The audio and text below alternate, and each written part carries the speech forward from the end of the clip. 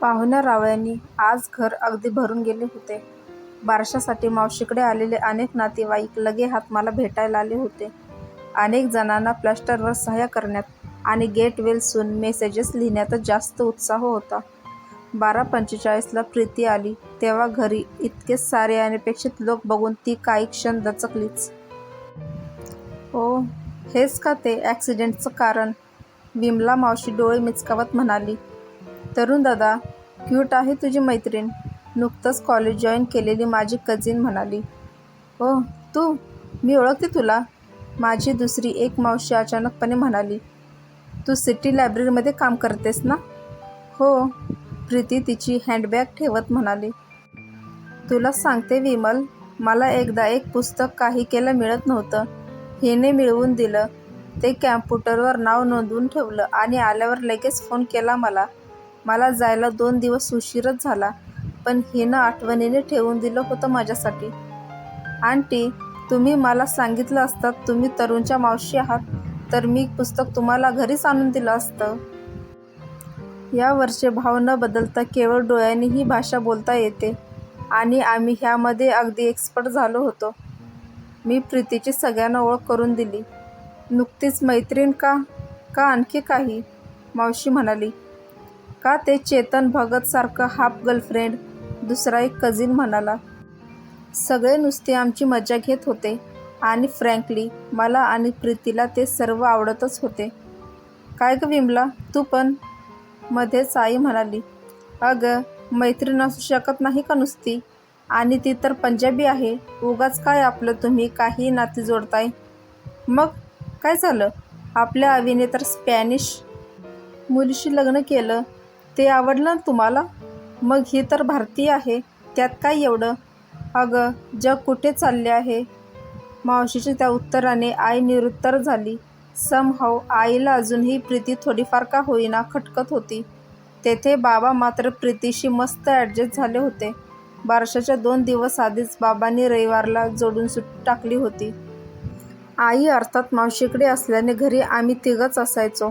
मला घरी असलो तरी ऑफिसचे काम काही चुकले नव्हते. त्यामुळे बाबा आणि प्रीती मात्र मस्त गप्पा ठोकत बसत. कधी चेस, तर कधी टीव्हीवरचा कुठलासा सिनेमा. एकदा तर आई घरी नसल्याने निमित्त साधून आम्ही चक्क घरी चिकन मागवलं होतं. आईला कळलं असतं तर तिघांना फाडून खाल्लं असतं. पण काहीही असो, बाबांनी जितक्या सहजतेने प्रीतीशी जुळवून घेतलं ते मला नक्कीच सुखावणारं होतं. दुसऱ्या दिवशी रिक्षाचालकांनी कुठल्याशा कारणावरून अचानक संप पुकारला होता. आईला सिटीमध्ये जाणं मस्त होतं. बरंच सामान आणायचं होतं आणि तुडुंब भरून वाहणाऱ्या बसेसमधून जाणं केवळ अशक्य होतं. मी हळूच प्रीतीला खूण केली. "आंटीजी, तुम्ही म्हणत असाल तर आपण गाडीवरून जाऊयात का? माझ्याकडे 2 व्हीलर आहे. " "अगं, पण बरंच सामान घ्यायचं आहे. नाही जमायचं. " "जमेल. मला सवय आहे मोठ्या बॅगा वगैरे गाडीवरून आणायची. " माझ्याकडे बघत प्रीती म्हणाली. मी ऑफिस ट्रिपवरून आलो होतो तेव्हा प्रीतीने मला एअरपोर्टवर रिसीव्ह केलं होतं आणि त्यानंतर माझी ट्रॅव्हल बॅग सांभाळत आम्ही तिच्या गाडीवरूनच आलो होतो. त्याचा संदर्भ देत प्रीती म्हणत होती. मला हसू आवरेना. मी पटकन लॅपटॉपमध्ये डोकं घातलं. नंतर दिवसभर आई आणि प्रीती बाहेरच होत्या. संध्याकाळी दोघीही घरी आल्या तेव्हा खूपच दमलेल्या होत्या. पण चेहऱ्यावरून तो मानासारख्या शॉपिंगचा आनंद ओसाडून वाहत होता. आई आनंदाने सगळं शॉपिंग मला आणि बाबांना दाखवत होती. "थँक प्रीती. " प्रीती घरी जायला निघाली तसं आई म्हणाली. "आज खरंच शॉपिंगला मजा आली. कधी कधी एकटीला खरंच कंटाळा येतो जायचा. आणि तुझी ती स्कूटी, फारच मदत झाली आज तिची. " आई हसत हसत म्हणाली. "नो प्रॉब्लेम आंटीजी. मला पण शॉपिंग खूप आवडतं. पुढच्या वेळी तुम्हाला कंटाळा आला असेल तर मला नक्की फोन करा. आपण दोघी मिळून जाऊ. चहा घेऊन जातेस का थोडा? " आईने अचानक विचारलं. "नाही, जाते मी घरी. परत कधी. " बाय करून प्रीती गेली. मी लॅपटॉप परत चालू करतच होतो इतक्यात प्रीतीचा SMS आला. "त्या बॅगेत एक ब्लू टेक्स्चर शर्ट आहे. आईने तुझ्या एका कझिनसाठी घेतला आहे. मला खूप आवडलाय तो आणि तुला पण मस्त दिसेल. कझिनला आपण दुसरा पण देऊ शकतो ना? " "नो नीड टू टेल. तो शर्ट मी लगेच ढापला होता. सर्व काही सुरळीत चालले होते. पण त्या दिवशी प्रीती दुपारी घरी आली. एकदा घरात कुणी नाही ह्याची खात्री केल्यानंतर माझ्याजवळ आली आणि म्हणाली, तरुण, हे बघ. Nose ring. नाकाकडे बोट दाखवत ती म्हणाली, कशी दिसते? मी काही बोलणार इतक्यात बाहेर ढगांचा कडकडाट झाला. सांग ना, कशी दिसते? फार रावडी नाही ना वाटत? रावडी नाही, सेक्सी, मी हसत म्हणालो. बाहेर चांगलंच अंधारून आलं होतं. ढगांचा गडगडाट वाढत गेला आणि काही वेळातच टपोरे थेंब पडायला लागले. Happy first rain sweetie, Preeti उड्या मारत म्हणाली. First rain of our beautiful relationship. Thank you and same to you. I wish we were in that rain together, hanging to each other, Preeti म्हणाली. Let's go then. लॅपटॉप बाजूला ठेवत मी म्हणालो. वेडा आहेस का? तुझं प्लॅस्टर काय वॉटरप्रूफ नाही आहे? मग काय झालं? प्लॅस्टर काढून दुसरं घालता येईल. पहिला पाऊस परत परत येत नाही ना. चल. अरे पण काय? आता मी समजा चेकअपला वगैरे बाहेर गेलो असतो आणि पाऊस आला असता तर भिजलोच असतो ना. मग डोंट वरी, चल, काही नाही होत. मी प्रीतीचा हात धरून लंगडत लंगडत टेरेसवर गेलो. पावसाचे टपोरे थेंब वेग पकडत होते. प्रत्येक थेंब अंगावर रोमांच फुलवत होता. प्रीतीने माझा हात सरळ केला आणि पावसाच्या थेंबांनी हातावर आय लव्ह यू लिहिलं. मला माहीत नाही मुलींना असल्या गोष्टी करण्यात काय मजा वाटते, पण खरंच त्याने खूप स्पेशल वाटतं हे मात्र नक्की. काही वेळातच पाऊस जोरात कोसळायला लागला. मी आणि प्रीती त्या पावसात चिंब भिजून गेलो. बर्फासारखं थंडगार पावसाचं पाणी आणि प्रीतीच्या शरीराचा उबदार स्पर्श. फारच डेडली कॉम्बिनेशन होतं ते. 15 मिनिटं पाऊस कोसळला आणि मगच थांबला. मी टी शर्ट बदलून येतो. हॉलमध्ये येत मी प्रीतीला म्हणालो, इथंच बदल की, का लाजतोस का मला? प्रीती हसत म्हणाली, okay, you wish for it, don't blame me. असं म्हणून मी टी शर्ट काढला आणि प्रीतीच्या अंगावर फेकला.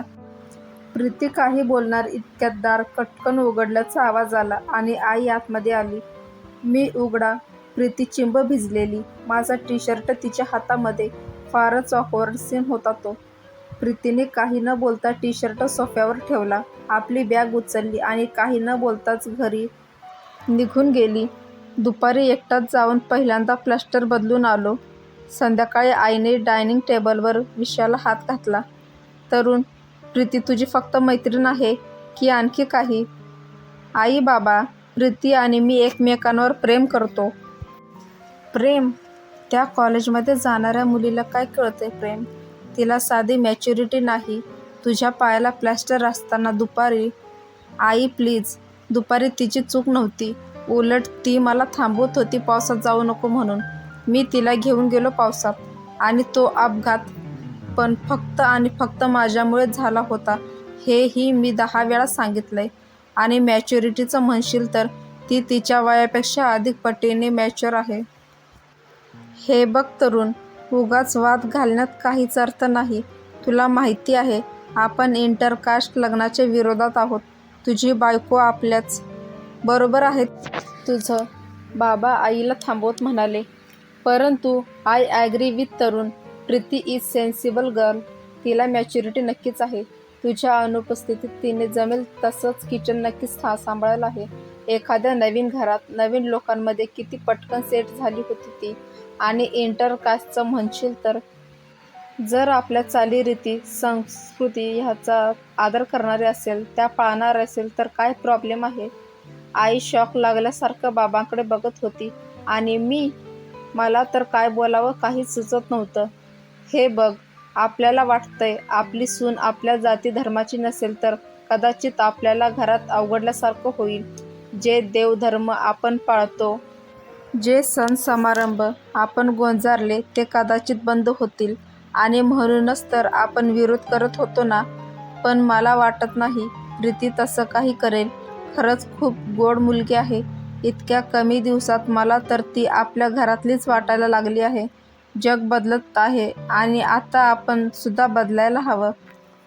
हे बघा, आई वैतागून म्हणाली, माझं घर हेच माझं जग आहे आणि मला तरी माझं जग बदलताना दिसत नाहीये. कम ऑन आई, काय वाईट आहे प्रीतीमध्ये? कधी ती तुझ्याशी वाईट वागली आहे?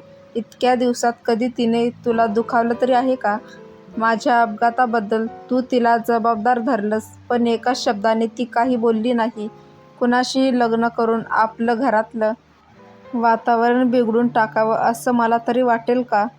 हे बघ, तू एकदा फक्त प्रीतीच्या आई वडिलांना भेट. खूप चांगली लोकं आहेत ती. आणि मग आपण ठरवू, ओके? मला पटतंय हे, बाबा म्हणाले. ठीक आहे, मग मला विचारायची फॉर्मॅलिटी कशाला? तू आणि तुझ्या बाबांनी ठरवूनच टाकलं असेल तर, असं म्हणून आई टेबलावरून उठली. रात्री लगेच प्रीतीला मेसेज करून टाकला. प्रीती सॉलिड खुश झाली होती. आम्ही लगेच येत्या रविवारचा प्लॅन करून टाकला. एक तर रविवारी सुट्टीचा दिवस असल्याने प्लॅन कॅन्सल व्हायची शक्यता कमी होती आणि दुसरं म्हणजे त्या दिवशी भारत-ऑस्ट्रेलिया मॅच होती. निदान बाबा लोकांना गप्पा मारायला एक विषय मिळत होता. दुसऱ्या दिवशी मला पुन्हा डॉक्टरांकडे जावं लागलं. प्लास्टर नीट बसत नव्हतं. ते काढून पुन्हा नवीन घालायचं होतं. ऑटो करून मी बाहेर पडलो. लिटिल आय नो की त्याच वेळी नेहा आईला भेटायला आमच्या बिल्डिंगचे जिने चढून माझ्या घराकडे जात होती.